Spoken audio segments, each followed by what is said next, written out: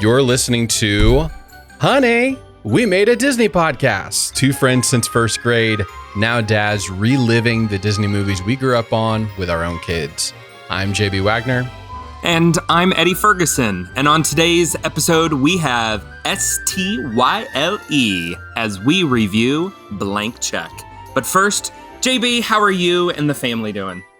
We are in a good spot. My birthday is coming up shortly in the near future. We've talked many times about my son and gifts, and when he gets something in his crawl or in his mind, like, yeah, he's incessant is not the right word because he's a little kid. It's just he's obsessed with whatever it is. That's the mode he's in as the age that he's at, and his new one. For a while, I think we might have talked about it, is Mario. Mario, really? Everything. Mario. It started off as Donkey Kong. He saw Donkey Kong at Target and wanted that little race car for a while. And then he was like, oh, what's this other little guy? Mario. At some point, I made the foolish decision to show him where Mario came from, which is a video game. And he's been nonstop Mario. Christmas, he wanted a Mario track. He wanted the Mario track. He went and got the Mario track. Then he saw the video game, and that's all he's been talking about. Someday Mario is going to come.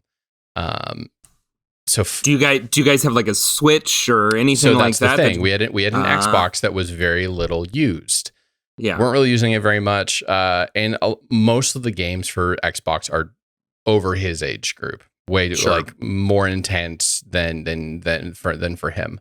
You're not playing Halo with like a 4-year-old? No, I'm not. I think there was another game I tried playing. It's like, oh, we've gone too far. Yep, we can't do that. And I just wasn't playing it. It's like sitting down and watching Three Musketeers with them. Almost kind of like that. It's almost like that actually happened in real life. So we were like, you know what? There's so many. The Nintendo Switch is so much better for kids. We can take it with us on the road and stuff. And he, of course, loves Mario.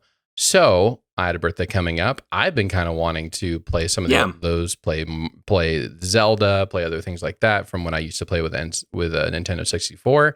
So we decided to sell the Xbox, got a good bit of chunk of change for it, buy a Switch, use birthday money to get Mario Kart and a few other games for my birthday coming up. So we bought it. There's been a shortage, and so we bought it many weeks, like a couple weeks ago. Oh, it's like one of the high demand things of the pandemic. Yeah, even in it's January, it's February, and they're still hard to come by. So I've been checking websites all the time. Finally found it, ordered it. Okay, I bought my own gift, but we're just gonna kind of sit it in our room for a while until my birthday later in the month. Well, don't you know it? He finds it. Yep. And we have not been able every single day for the past like 3 weeks. He's mentioned something about Mario. So it's upstairs. It's upstairs.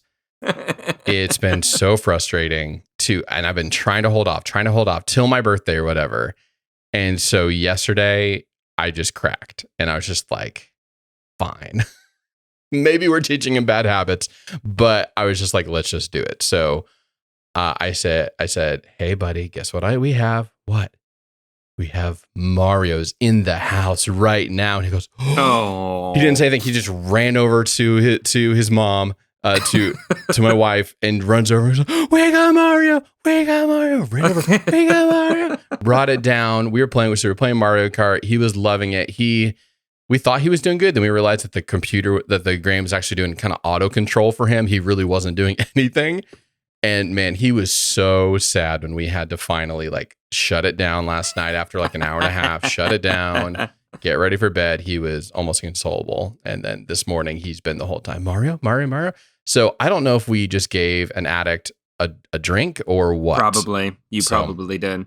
No, is this a true sign of adulthood or fatherhood that for your own birthday, your gifts really are more for the whole family, right? Like it depended. Yeah. You know, for the most part, like we have everything that we really want. If it's something we want, we put it in the budget, and you know we've got it. We figured a way to do it. I like that little nugget, Eddie. Put it in the budget. That's thank you for that. You're getting. Well, I'll send you your $20 from my employer. Yeah. So no, I mean, but that's just how we do it. It's like, okay, this is something we want. We plan, we get it, and we don't like wait around for birthdays and stuff like that.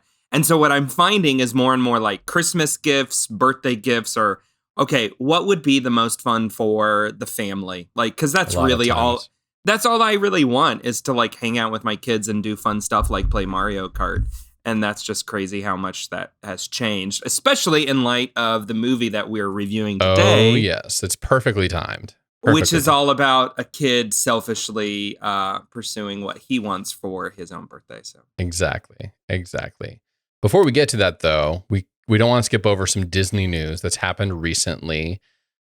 The Golden Globes came out. I think we had a friendly, there was no money involved, but a friendly bet amongst many of my coworkers. What are the things that we think are going to happen this year? And I said, I don't think the Oscars are going to happen because there's been no movies come out in theaters this year, barely any in 2020. I think they're just going to cancel it because it's just going to be too weird. Little did I know that very shortly after that, the Golden Globes would release their nominees for awards this year. And to me, it's exactly what I thought was going to happen if they tried to do this, where they throw out a bunch of movies. It's like most of the time, there's a lot of movies you haven't heard of in the Oscars. This year's, I haven't seen a single. The only reason I know of one of them is because it was on the home screen of Netflix. But Eddie, why are we talking about Golden Globes? The Mandalorian got several different nominations, which is the first time Disney Plus is getting nominated for anything, which is kind of these days a big landmark of whether or not your platform is worth anything. I don't know.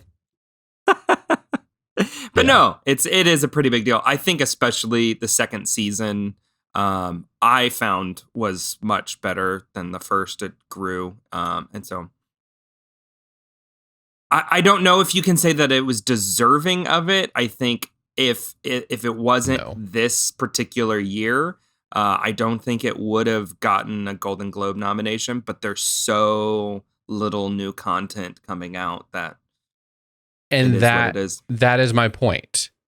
These movies, maybe one of them, perhaps, but most of these films that you've never heard of, that you've not seen any big campaign for, whatever, weren't in a normal year, in a non-pandemic year, are not getting nominated for an award for best series or movie of the year. And it's sad. It's sad that this is going to be an asterisk year. Instead of just saying, you know what, let's just take a breath, do it again next year, lump 2 years together, maybe. I don't know. Yeah, I can see though the desire to like keep the continuity. I mean, didn't they continue to do like the Oscars even during World War II? You know, I guess. So it's like, well, if we did it during that, Eddie, this is a greater war against an invisible. I'm so tired of all of these inspiring analogies. Like if I have to watch one more commercial about like us banding all together, it's like, Eddie, these are unprecedented times. It's like, not unprecedented anymore because it's been going for a year. We can't use that word anymore. And you know me, like I love a good superlative. Like I will throw them out all day long. I'm tired of them when it comes to the pandemic. We have jumped the shark now. This is it. This is it. We've officially jumped the shark. So and I think the moment that did it for me was Bruce Springsteen in an open Jeep in the middle of winter in Kansas talking about some nondescript chapel, where I was just like, no, none of this makes sense. This doesn't work. And you're not inspiring me at all. Like, nope. I just want to like get out of here. This is not what's going to unite us. This is not uniting us. And I drive a Jeep, for goodness sakes. So it's really on another place. Yes. So there you go. We'll see if the Mandalorian wins anything. We shall see. It needs to win a ton of technical awards. That's what it really should win. Like they are innovating like none other on a technical standpoint. And that was another thing that has come out in the past couple of weeks, that several other movies are now beginning to adopt the technology that they used in their filming practices. So that's where they should win. If they ask us. If they ask us, which they aren't. But if they did, we would. Okay, enough talk about the things that make us sad. Let's talk about the movie we came here to talk about, which is Blank Check. Cue the Disney sound effect.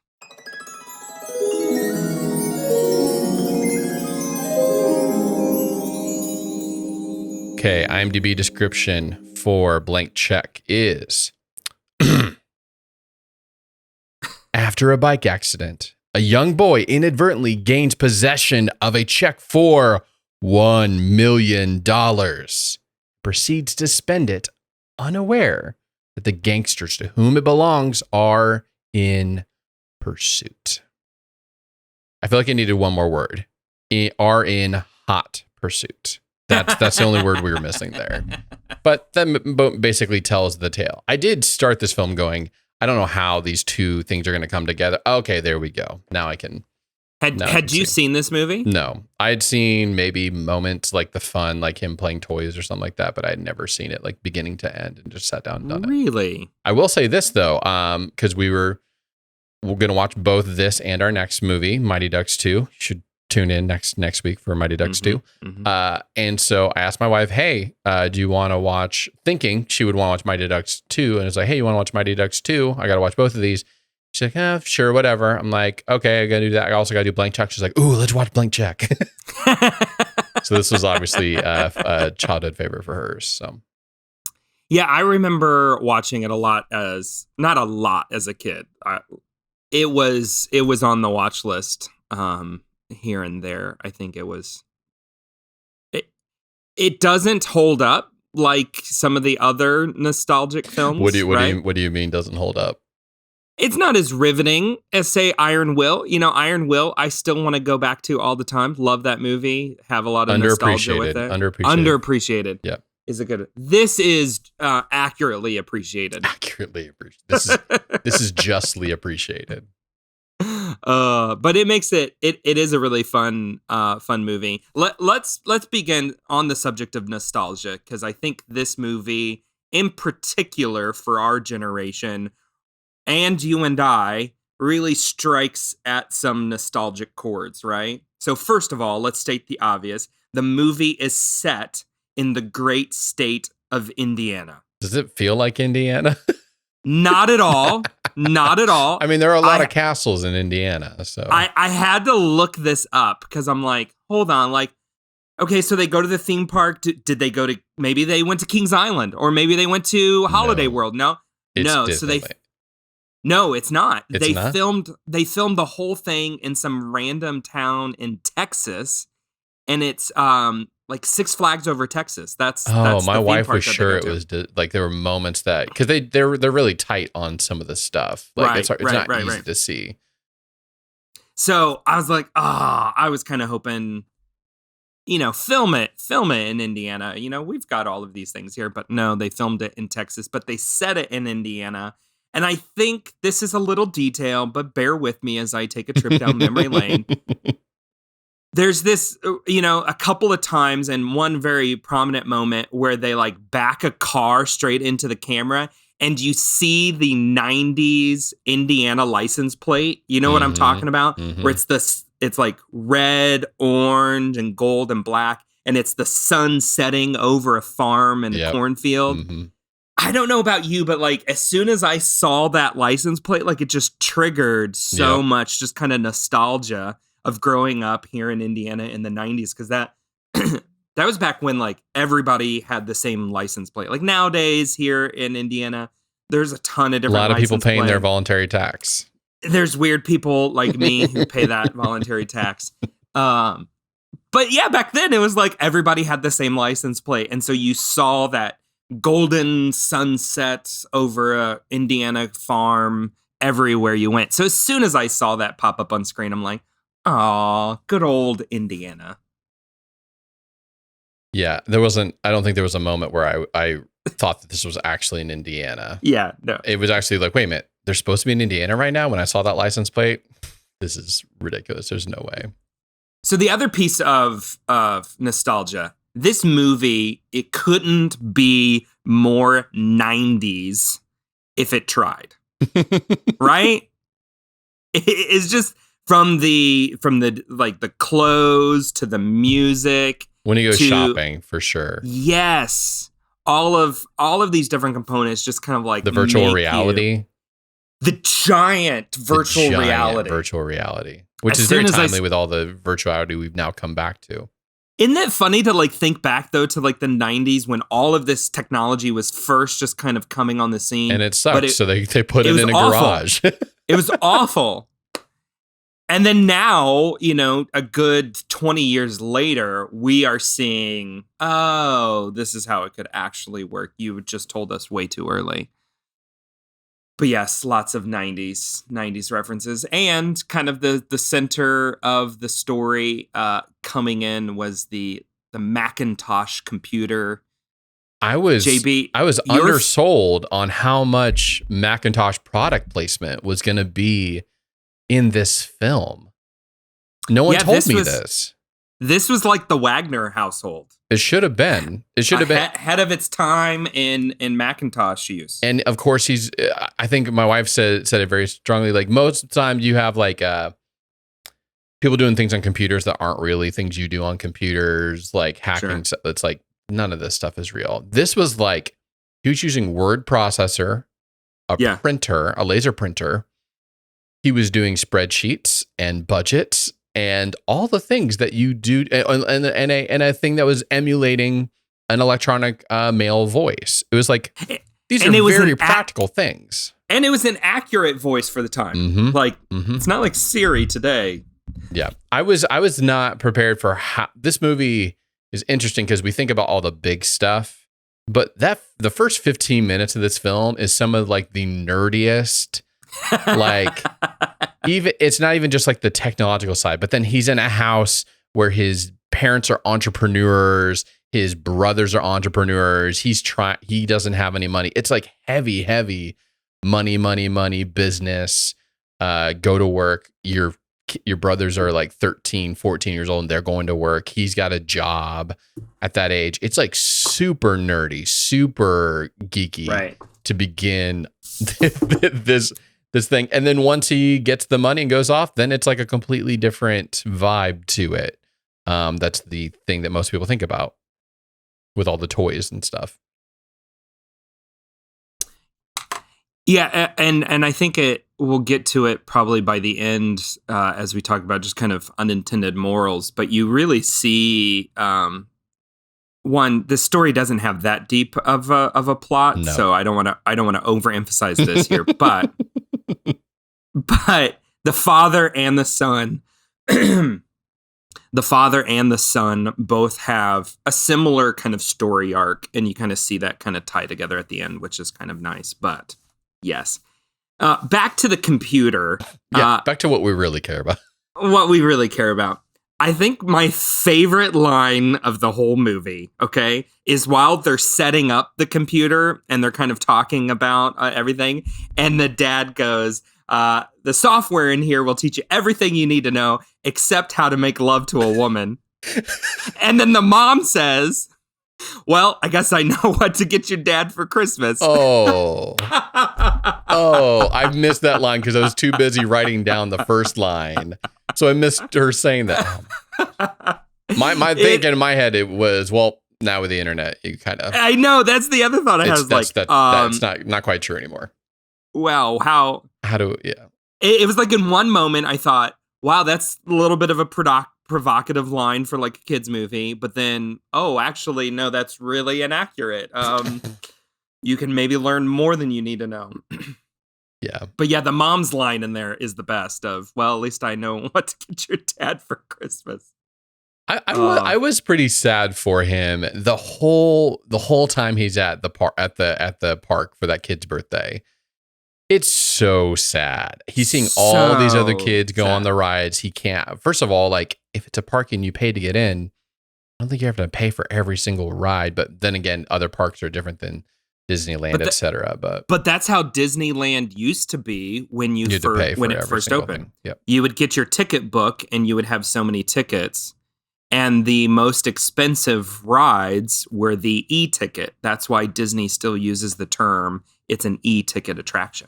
Gotcha. But it's so sad. Like, they did a good job of setting that up where he's like riding it by himself. The other kids are going off on their own. And you feel like sad. This kid is lonely. He wants friends. His family picks on him. His parents don't really have time for him. They did a good job of setting that up. My favorite moment in all of that is him standing on the bridge with the giant piece of cotton candy, and the boat comes down and just drenches him, melts the cotton candy. Just a wonderful image of just like, it's so sad. Sorry about your bad luck. Actually, I was pretty amazed how much of that cotton candy remained after getting drenched. I was almost like, that's kind of a miracle that thing still hasn't, like, someone on production should have been like, let's get it wetter, because this is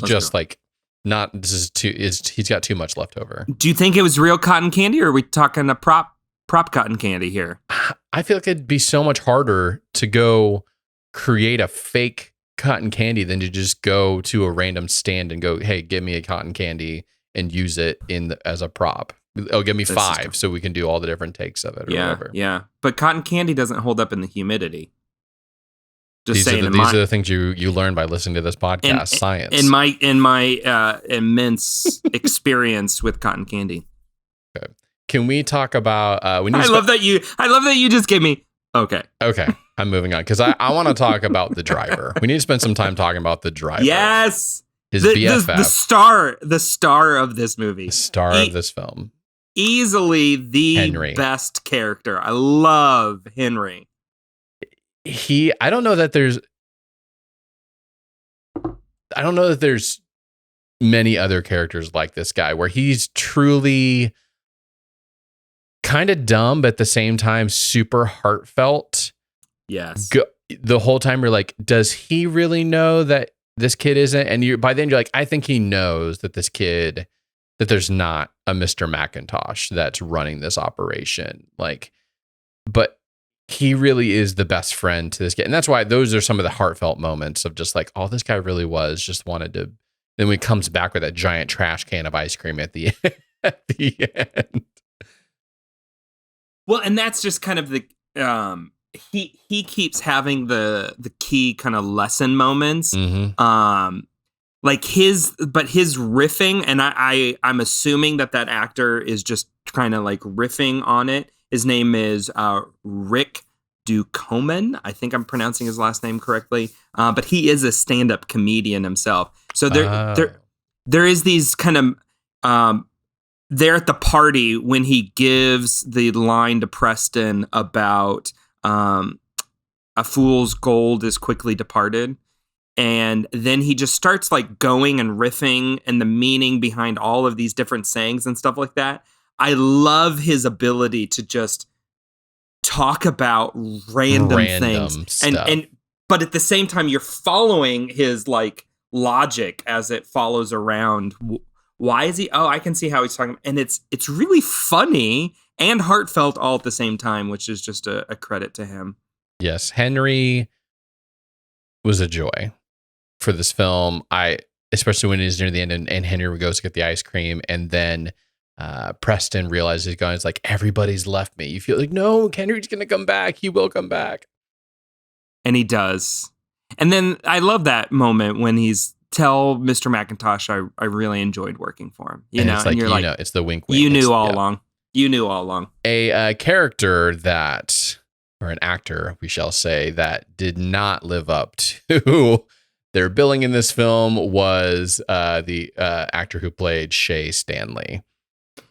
It was hard to listen to this character speak whatsoever. There was some early times that was okay, but after a bit you're like, oh, this is cringy. And then the most cringy is when they're running around in the fountain. It's like there's a weird dynamic happening. Yeah. Like, you're a grown adult. This is the little 10-year-old boy. This is so weird. So this is the this aspect of the movie is actually kind of hotly debated out on the internet right now. People actually pushing Disney to just pull the movie from Disney Plus, or at least the scene at the end where she kisses him at his birthday party, because it is just like wildly inappropriate. All of those scenes, like, you understand things from his perspective, right? Because he's like a 9-year-old boy or whatever. Of course, he's going to have a crush on an older woman, but she should know better. She's like 30 something. Like, no, not even for like an investigation should you do something like this. Yeah, that just kind of spoils a lot of the lighthearted fun of the movie. Yeah. When you go back and watch as an adult, I definitely as a kid, I didn't pick up on those things. But now you're like, yeah, that really shouldn't be in there. That needs to go away. Yeah, that's at least the kiss at the end. The kiss at the end is like, really weird. But you're right. The date is so weird and awkward. Like, they're running through the fountain and stuff. They're running through the fountain. That's where I was done. I enjoyed it when the quote unquote bad guys not quote unquote, they are the bad guys. When the bad guys get the fountain attacks them, then that's funny. But their whole running around in it is like, oh, this is so awkward. Like, can we please leave now? I didn't want to be there. I hit the fast forward button, to be honest. It was just like, let's move forward. Yeah, no. Yeah. My wife called out that the bad guy in this is one of those symbolic, like, there's just out for the money bad guy. Just like we have get through all of these films. Trying to look him up right now, but it's hiding Quigley? Miguel Ferrer. Yes, Quigley, played by Miguel Ferreira. Just like that. Don't mess with me. I'm just out for the money, kid. Kind of stuff. Well, that opening sequence when he's like running through the rain, the montage. He gets out the blowtorch. And where is he? He's in like a high school or something like that. I don't know. Not home ec. A science lab or something. Yeah. It's a very, very random. And then you've got Michael Lanier, who plays Bitterman. He is like your staple of 90s flicks. He was in another film we recently did. We just saw him in Newsies. He's fun. He's just kind of that quirky side character. He's a great character actor that's in a lot of things. But for me, my favorite bad guy in this is Juice. I love Juice the whole way through. Tone He's just lock. He's got the one-liners, the just kind of the funny, the perspective on the whole thing. When he dives after him and falls into the water, he's like, don't hurl in my car. I won't mess up your car. You're sopping wet, dude. You're already messing up that car. And then he throws him in there. Oh gosh. Yeah. Just a fun band of bad guys. And I will have to say, like, the premise sure is stretching it. It's ridiculous on how he gets the $1 million. But at the same time, the way they do set it up, like, okay, it can kind of make sense. A lot of things. It's one of those things where a lot of things have to go right for this kind of a scenario. But you know, it wasn't too. I mean, it was and it wasn't. It's hard to say. It's a 10-year-old getting $1 million.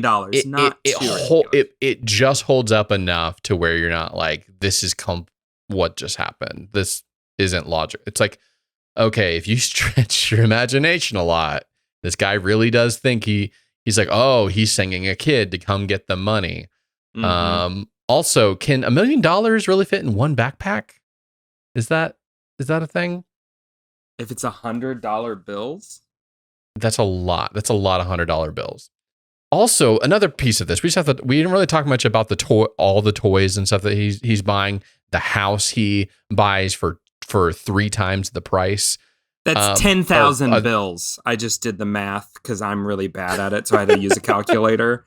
All of our math friends are going to be like, really? What is that? What is that app? It's very colorful. It is called Numerical Squared. It is a much better calculator than the one that comes standard on the iPhone. Numerical 2. It does math better. Okay, gotcha. Well, here's why I like it. we're going to go nerdy for a second here. Okay. It tracks the equation as you're going along. So you can see everything that you've been doing as you. So once this is done, you got to send it to me so that I can download those. Yeah. Because as you're like trying to figure out different things, because I will do like a lot of like percentages and different things like that. And you're like, is this really correct? I want to be able to look back and make sure I got all my numbers right. The standard Apple app doesn't allow you to do that. This one does. That's my favorite feature. But there's others as well. But this is not an app review podcast. It is fitting for the type of movie that we're watching, where we just talked about how nerdy. Is true. So his backpack has $10,100 bills in there. That's not. I would agree with you. I don't think it fits. He needs at least 2 backpacks. At least 2 backpacks, maybe 3. Also, another thing that doesn't quite fit is the amount of things he's buying for $1 million. He loses 30% of his money just by buying the house. So pause there. That's the most ridiculous thing about this entire movie, okay?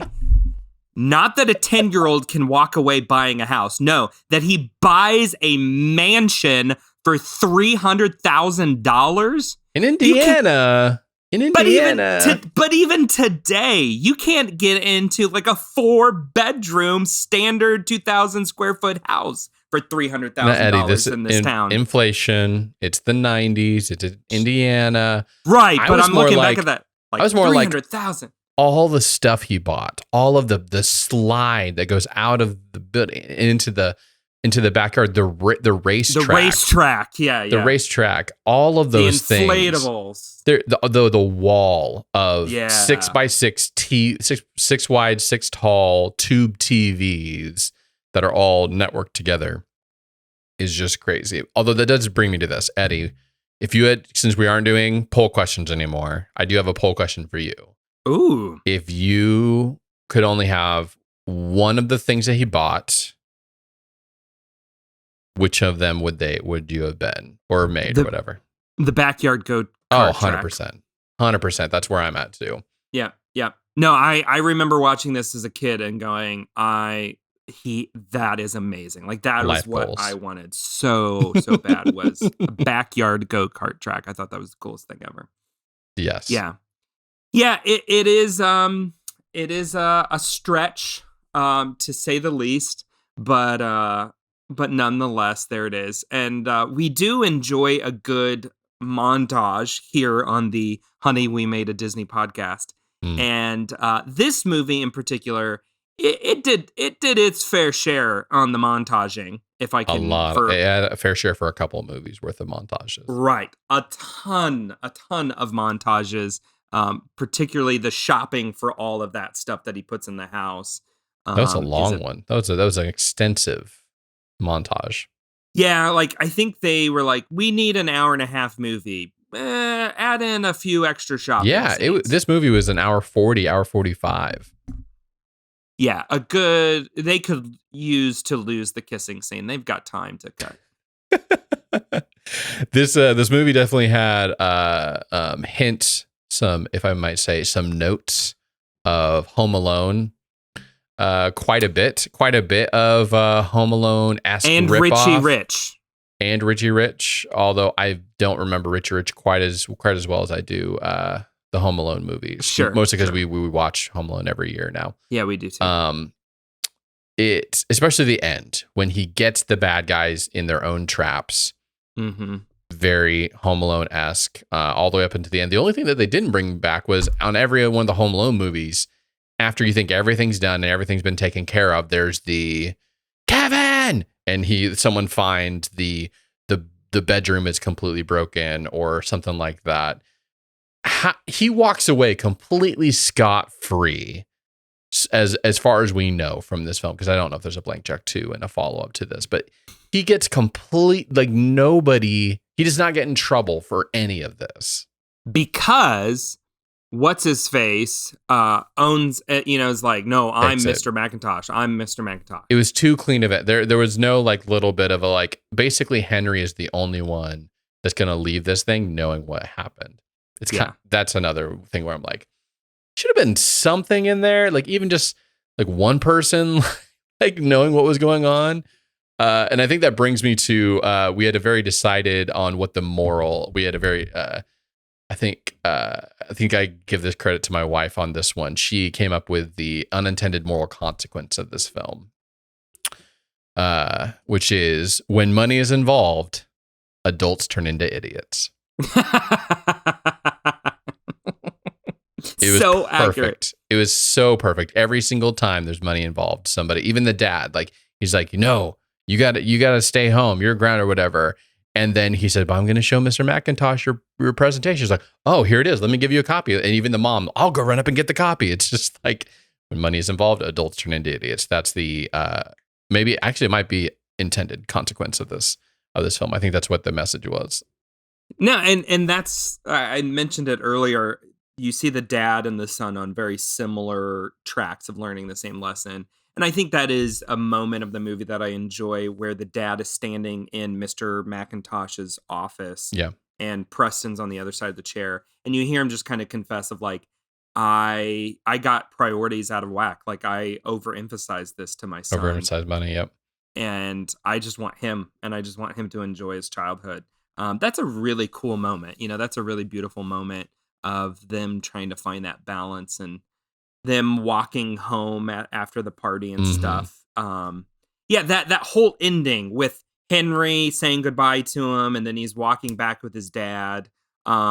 It's cheesy, but I you know, like the dad reaches over and grabs the son's hand as they're just kind of walking. I don't know if, you know, the fatherly tear ducts, you know, I didn't cry at this movie, so don't worry. I was getting worried for you, Eddie. No, but no, it is heartfelt, and you're like, okay, yeah, money does make people do really stupid things and be a version of themselves that they really don't want to be. And really, all we want is friends. Yeah, we want friends and we want family. Like we want to know that people love us. Yep. At the end of the day, and you can't buy that. You just have to be who you really are and be who you love is. people. Be who you is.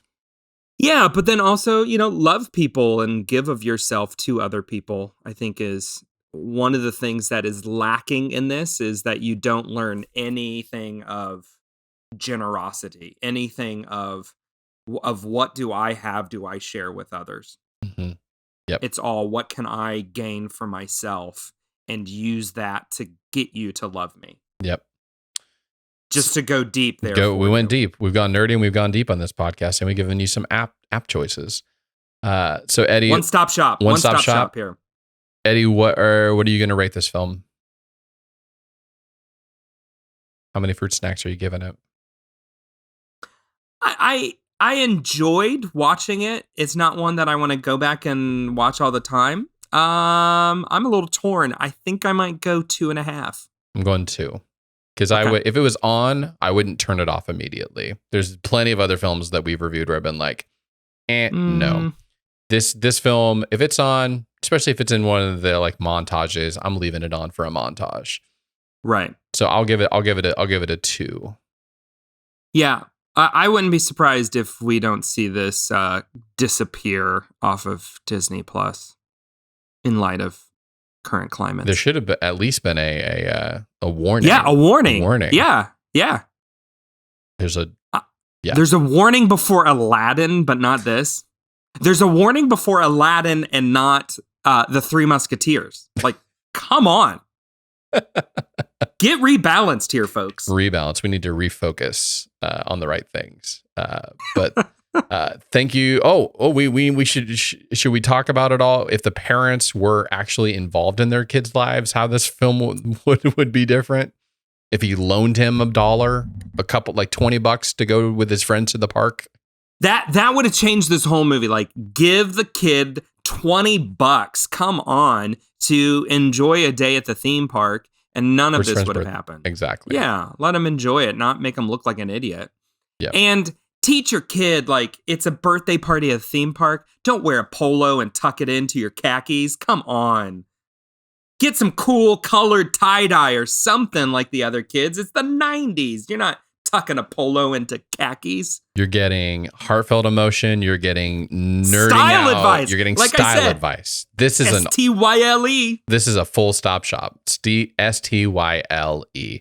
And with that, thank you for listening to another episode of Honey, We Made a Disney Podcast. Please subscribe wherever you get podcasts. Yes. And you can go to our website and find out all the movies we're going to be doing on our trek from 1988 all the way through 2005 of all the major Disney releases. And next week, Eddie, we already tipped our hat up early in it. We're going to be talking about Mighty Ducks 2. So get your V ready. We're going to be doing this.